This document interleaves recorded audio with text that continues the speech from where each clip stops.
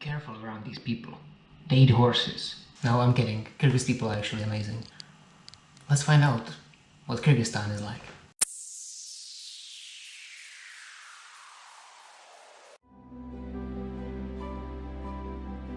Very few people come to Central Asia, and that may be one of the reasons why it always spoke to me. Join me on this amazing trip while making my old dream come true. I am Lex Universe, and this is Kyrgyzstan. Hello Internet, welcome to Lex Universe. So this will be the conclusion of our trip to Kyrgyzstan, and in this video I will share with you some of my personal most useful tips about traveling to this great country, and if you're interested in that, I hope you will enjoy this.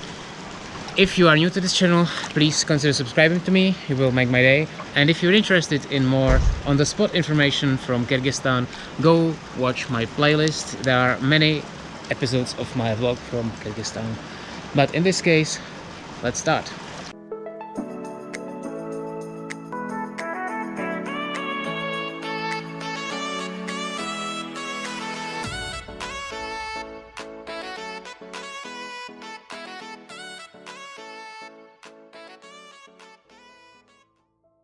Alright, so let's begin with some general info about the country. It's located in Central Asia. It borders Kazakhstan to the north, China to the east, Tajikistan to the south, and Uzbekistan to the west. Its capital is Bishkek. It's located very close to the northern border with Kazakhstan, and it will probably be your main point of entry. But I will get to that a little bit later. With its 200,000 kilometers square of area, it's pretty much the size of Belarus, but the population is a lot lower. You see, there are around 6.5 million of inhabitants in Kyrgyzstan, making it one of the countries with the least population density around. And seriously, if you want to enjoy some social distancing, I believe Kyrgyzstan may be the best place for you. Before we start talking about the land, let's talk about the people. They are mostly Kyrgyz, but there are some large minorities of Uzbeks and Russians. Also, the main official language is Kyrgyz, but most people in the urban areas speak Russian as their primary language, and it's also one of the two official languages. And mostly, if you want to get around, Russian will be fine.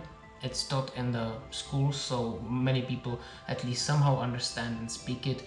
And like I said, for many people it's the main language of communication. Actually, my friend from Kyrgyzstan speaks primarily Russian, and he doesn't speak Kyrgyz at all, so that's kind of interesting about the country.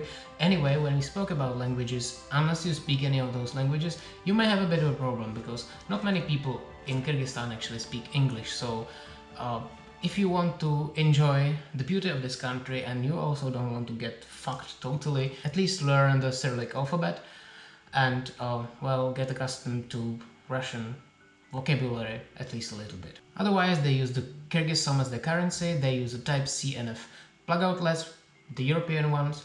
They when we speak about toilets, that's a whole other story. If they have the toilet, they usually don't flush the toilet paper, but well, unless you are in some hotels, then of course it's probably will be somehow westernized. But if you want to stay with the locals, not only will you not be able to flush a toilet, but in most cases they will not even have a toilet. They will just have this squat toilet somewhere outside. And also they drive on the right side of the road. So in most cases Kyrgyzstan is actually a very cash only country. You may pay by card in many establishments in the capital, in Bishkek, but if you leave the capital, not only will it be difficult to pay by card, if not plain impossible, but also the ATMs are located quite far in between and maybe problematic. But there are still some population centers like Osh, Jalalabad or Karakol or even Kochkor, where you will find some ATMs, but just keep in mind many of these ATMs do accept only Visa card.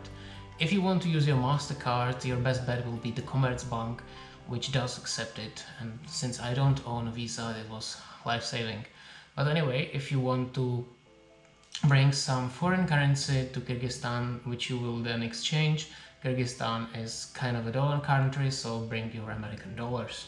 Now let's talk about the land. As you may have noticed, Kyrgyzstan is kind of mountainous. Like 80% of the country is located in the mountains. So if you want to travel, be prepared for not the best conditions of roads, and many places are quite remote. When I say that the country is the size of Belarus, it doesn't really mean that you will be able to move around as easily as, for example, in Belarus, because there are some locations that are quite close to each other, but you will have to pass several mountain passes and it will take up a lot of time. And just keep in mind that if you come there in winter or early spring, late autumn, it may be even impossible to cross several of these passes. And also many border crossings are located quite high in the mountains and it's impossible to cross them in winter. Keep it in mind. Try to find somewhere in advance if the crossing is open, and also if many passes that you will have to go through, because on the map it doesn't really look that way, but sometimes getting around is really difficult, and well, simply in winter you won't be able to get there. Now, before I try to explain to you how to move around in Kyrgyzstan, let's get in. Kyrgyzstan is great in Central Asia because it has one of the most friendly visa politics in the area. For many countries you can enter for up to 60 days visa-free. This is amazing because it makes the country very easily accessible. But even if you're not one of these countries, you can apply for an e-visa on the internet. You will find the link in the description below. You will just apply for it and then it will present it at the borders. Speaking of borders, how can you get to Kyrgyzstan? Well, generally there are like three possibilities: by plane, by train, by road. Now let's talk about planes. There are quite a lot of international airports in Kyrgyzstan, but most of them are not really used. The best bet is that for most of you, the main point of entry will be the Bishkek Manas International Airport, which has some long-haul flights to, I wouldn't say all around the world, but you know. There are some flights to Istanbul, Dubai and Sharjah if you want to fly to the Middle East or via Middle East. This will be most useful for basically anyone around the world. Or you can fly from Moscow. There are also some direct flights, and there are direct flights from Urumqi in China. So if you're traveling from the east, I suppose flying via China may be a viable option. Your next possibility is to fly to Jalalabad or Osh. These airports, while they are still international, they do not serve any long-haul flights, and you'll probably have to transfer somewhere in one of the neighboring countries. And there are quite many daily flights from Bishkek to Osh, so I think that if you want to travel to the southern or to the southwestern parts of Kyrgyzstan around the city of Osh, I still would say that your best bet would be to fly from Bishkek. Or you can use the marshrutka, but I will talk about transportation a little bit. If you don't want to fly, if you want to go by land, you can use a train. There is like the direct train from Moscow that goes through Kazakhstan. In this case, keep in mind it travels for almost 3 days, and if you're crossing the Kazakh territory, you will need a Kazakh transfer visa, unless you have a visa-free access to Kazakhstan, of course. And right now, in this crazy times, I wouldn't really recommend this, but well, it's something you can do. And your last option is to go by road. You can either drive. Many of the rental companies in all the surrounding countries do allow you the possibility to rent an insurance and to rent a car to travel to other countries in the region. I will talk about driving and renting a car a little bit later, but just keep in mind it's doable. You can also use your car if you want to travel from somewhere overland. If you want to use the public transportation, there are the marshrutkas that go from the surrounding countries. I would here give a shout out to the main road, which is from the Kazakh city of Almaty going to Bishkek. You will need to cross the border on foot, which means the marshrutka will take you to the border. Then you will get out of the minibus, and then you will go through the immigration and you will get to the marshrutka on the other side of the road, and you will continue on to Bishkek, or vice versa to Almaty. Saying that, it's very useful to have someone who speaks Russian here, because the borderland guard doesn't usually speak English. Also, speaking of borders, I would mention here the border zone with China, because this is a restricted territory. If you want to go there, and there are some tracks that will take you to the border zones, and also some interesting places like this Soviet abandoned town, or this cool lake, and many other things. They are located in the border zones of China, and if you want to go there, you will need to have a permit. You can acquire this beforehand, not can, you should, because it takes several weeks to get it. And there are plenty of tour operators in Kyrgyzstan that will offer this for you. They will apply for it at the police station where you do it, and then they will send you a copy, or you will pick it up once you get to Kyrgyzstan. This costs some $35, I think. You will always need to pay some surcharge for the tour operator. Very well then, now we got into the country, now we have to get around. Now in my case, we have rented a car, and I mean, it really depends.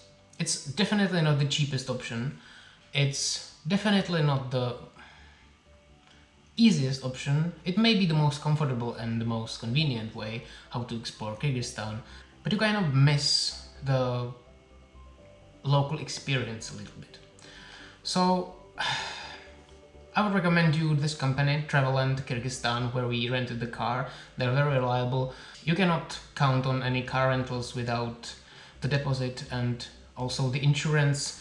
Well, the cars are insured, but so many things are not included in the insurance that it's basically like, if they weren't, it wouldn't play a big difference. You need to keep in mind that the roads in Kyrgyzstan are not in the best shape. Like the highway going from Bishkek to Balikchi and then further to Karakol is kind of good in the area to Balikchi and a little bit further along the northern shores of Issyk-Kul, but honestly, if you travel further or you're going to the south, then prepare for the road getting a lot worse. Also, the driving habits of the Kyrgyz people are, I wouldn't say they're horrible, but it's not Europe or the United States, you know? So be prepared for a little bit crazier traffic. On the other hand, unless you're driving in Bishkek on some large population center, and by large population center I really mean just Bishkek and Osh, then you really don't need to worry about it, because very often you will not meet another car for several dozens of minutes. Yeah, so it may really happen that you will be the only car on the road. If you're traveling here in early spring or even during winter, many of the passes will be closed, and allow yourself a lot of time to travel around in general. But keep in mind that if you're getting to a high elevation, especially in winter, it may not be accessible. Like for example, you can drive all the way to Songkul, but this is generally not possible in winter. I mean, look at what we had to go through when we drove to Songkul on the southern road, which is better accessible, and it was late April. So just really be aware of this. If driving is not the option for you, there are some other ways how you can travel around.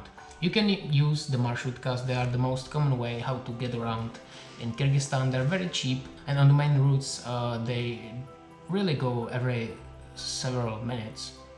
So you will not have a problem to catch this minivan going wherever you want to go. If you want to travel to some more local places, this may be a little bit more difficult. They do not drive that often, they are kind of delayed, and well, delayed, when I say delayed, they don't have any timetables, so they just depart whenever they're full. So like the best way, if you are in some village and you want to go in some direction, is just you sit at the at the road and you wait for for a marshutka to go. It's very good because they have the destination written on them in the front window, so you will always know where you're going. You will just need to know the Cyrillic alphabet or ask, but for that you will need to know Russian, so, well, yeah. At least learn the pronunciation of the places where you want to go. But the marshutkas do not go everywhere. Like, for example, if you want to go to the Burana Tower, they will take you to the town of Tokmok, and then getting to the Burana Tower is on 2 kilometers, so either you'll walk or you can get a taxi. Taxi transportation is quite extended in Kyrgyzstan, and if you want to travel in the main population centers, there is an app for taxis. Like Uber or Bolt are not supported in Kyrgyzstan, but they had their own, which is called Yandex.Go. You can see the links for downloading it down in the description below. It's very useful, it's very cheap, you don't have to haggle with the driver, you will just point at, you know how to use Uber, right? It's pretty much the same. Also keep in mind, in most cases you will pay by cash just to the driver, because like I said, it's very cash friendly country. Well, if the buses are not your thing, then, well, you may have a problem. There is one train line going from Bishkek to the main tourist hub of the Issyk Lake, Balikchi, but this is extremely slow, though very scenic. Of course it's scenic, everything is scenic in this country. Wherever you just stop by, you will see the amazing mountains around you, so everything is scenic, but just keep in mind you will travel for several hours from Bishkek to Balikchi by train. And by several hours I mean like 7 to 10, very slow. But also traveling by the marshutkas, or just traveling in general in Kyrgyzstan, is very slow. Not only is everything so remote and so difficult to get to, but also, trust me on this, you will want to be stopping all the time to take pictures and to enjoy the amazing landscape that's all around you. When we talk about getting around, let me mention Bishkek for a bit. When you compare it to the rest of the country, it really is like a city located somewhere in Europe. And it's very different from the rest of the country. Like, the Yandex.Go app really only works in Bishkek for the most time. And in Bishkek there is a kind of a reliant public transportation network that has timetables that really will be very easy to use once you get used to it, of course. They have buses and trolleybuses. The fare is 8 som, which I'm not even able to express this in cents, because it's like really next to nothing. You can use this website bus.kg, where you can find the timetables and the networks, and you can, well, easily find how to get around in Bishkek. Now, when I should give you an advice when to travel to Kyrgyzstan, well, it really depends. The high season is from June to September. This is when most of the people travel to Kyrgyzstan for their trekking, for their hikes in the high mountains. Especially if you really want to hike to the higher elevations like the Alakul Lake, you really need to be there in summer, because there is just snow above some 3,000 meters and you will not be able to go there. So if you want to really go for some high mountain hikes in very large altitudes, then you will have to be there in summer. Also keep in mind it's more crowded in summer, so it may be fairly more pleasant to go there in spring or autumn. But in this case, keep in mind there are some limitations. You will be limited especially by the elevation, but it's not all. Also, the weather in spring and autumn tends to be not very great. It rains a lot, and when it rains in the mountains, there are usually some floods, and it's generally at least unpleasant to walk there, if not plain impossible. Like, we were in such a luck. Like, I cannot even believe how that's possible, because when we came to Kyrgyzstan it was sunny 2 weeks straight. Seriously, I've never seen that anywhere else. But it was a very, very big coincidence, and it's not something that's very likely to happen if you travel there during spring. But even in winter, Kyrgyzstan has something to offer. First of all, you can go skiing. There is a ski resort located just at the outskirts of the city of Karakol. This cable car will take you to the top, and then you can either have beautiful views from some 3,000 meters to over the amazing landscape around you, and you can ski down. It's a very cool winter experience there. Also, if you want to visit the lower elevations, they're just fine accessible during winter, but other things like the Alakul, like I already said, Songkul, like they will not be accessible in winter. When I tell you some of my impressions and tips from Kyrgyzstan, one thing that I have to really talk about is the people.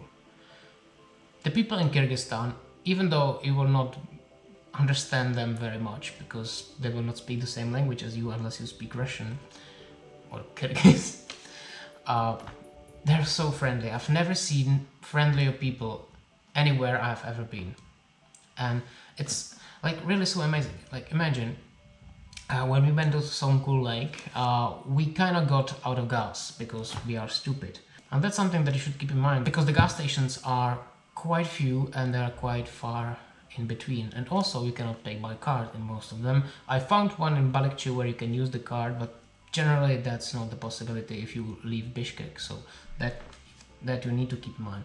But also when we went, we found one gas station on the road, and it was the only gas station that we could reach with the rest of the gas that we have in the car, and we didn't have gas. So I'm not even sure why it was open, but at that point we were kind of desperate because we didn't know what to do. Like the guy was like watching us with pity because we were so lost. We kind of managed to explain the situation to him. It's not difficult to show him the meters on the car, right? So then he just like waved at us and it's like okay. He got into our car. He explained to us that he will navigate us. He took us to the car service in the nearby village where we bought gas for the car in some PET bottles that they had, and it really saved our day. And he didn't want anything in return. Just helped us. We got him back to his petrol station where he probably was such like sitting all day because he didn't have anything to sell. You know, that kind of tells you everything about the Kyrgyz people. They're really friendly, very helpful, and well, for one thing that they will ask you is how old are you and if you are married. That's just something that you will always recognize there. Also, one thing about the restaurants, well, they eat horses, but I already told you in the beginning. If there's something that you have a problem with, sorry. But anyway, that's not what I wanted to say. When you come to the restaurant, they will just give you the menu and they will expect you to know what you want to order within 10 seconds. They will just stand near to your table and they will wait for you to tell them what you want. Which is kind of difficult when you're trying to read the menu written in the alphabet that you don't know. There is this person standing above you waiting for your decision. Can be fun. Also, if you're vegetarian, you're kind of screwed. They don't have any vegetarian dishes. And for some reason, they don't use knife. When you like order any of their dishes, they will give you a spoon instead. Why? No idea. But that's just how it is.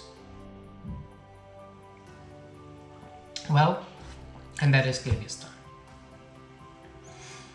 There's not much I can think of to tell you about my travel tips for Kyrgyzstan. If you have any questions, you can leave them down in the comments. I will try to get to you as soon as possible to answer anything that you may be interested in. If you want to see some of the things that you need to do before you come to Kyrgyzstan, go watch my first video in this series, but you know, generally I watch every video in this series because, well, then you can at least see what you can look forward to. So Honestly, Kyrgyzstan was one of the most amazing trips I've ever taken. It was really beautiful, and you know, seriously, like just the feeling that you are on your own in the middle of nowhere, it's incredible, like really. So if that's what you want to enjoy, Kyrgyzstan is the safe bet for you. You should head out before everybody is going there, because that will happen. And if you enjoyed this video, go watch the previous ones. If you have already done that and you want to support me, give me a like, comment something in the comment section down below, subscribe to my video, check out my other social media, especially on Instagram. I have a lot of pictures that you can check out, and see you in the next video. Have a great time.